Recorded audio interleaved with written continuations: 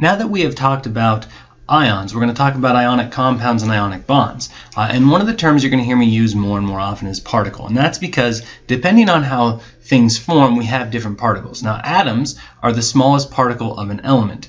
Ions are charged atoms, right? So we know we could have things like calcium, or we could have a calcium ion. We could have xenon, which doesn't have an ion. We could have fluorine, or we could have a fluorine ion. Subatomic particles are protons and neutrons and electrons. And then we have compounds. And compounds are actually multiple different atoms put together. So it's the smallest part of a substance without changing what the substance is. So depending on what kind of material I'm talking about, I might be talking about atoms or ions or compounds. Now, what's the difference of an element and a compound? We looked at this a little bit, but an element is, of course, made up of one type of atom. So aluminum is only aluminum atoms. Gold is only gold atoms. Silver is only silver atoms. Those are examples of elements. Ions are not elements because they are not neutral. Ions are charged. A compound is made up of two or more different types of atoms. You are familiar with sodium chloride, that's table salt. You're also familiar with, say, rust, Fe2O3.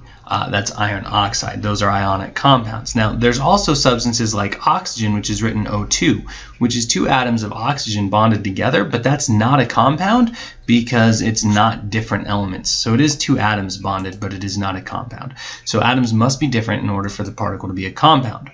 Now, let's take a look at an example problem. Tell if each substance is an element or compound, draw a model with 4 particles, circling one particle, then make a key for the atoms. Okay, so sodium is clearly an element. There's only one thing in there, it's on the periodic table, and so an atom of sodium, I'm going to say it looks like this, Na, and so if I have 4 of these, 1, 2, 3, 4 of these, and now I've circled one of them. Okay. Sodium chloride, that's 2 different elements bonded together, that makes this a compound.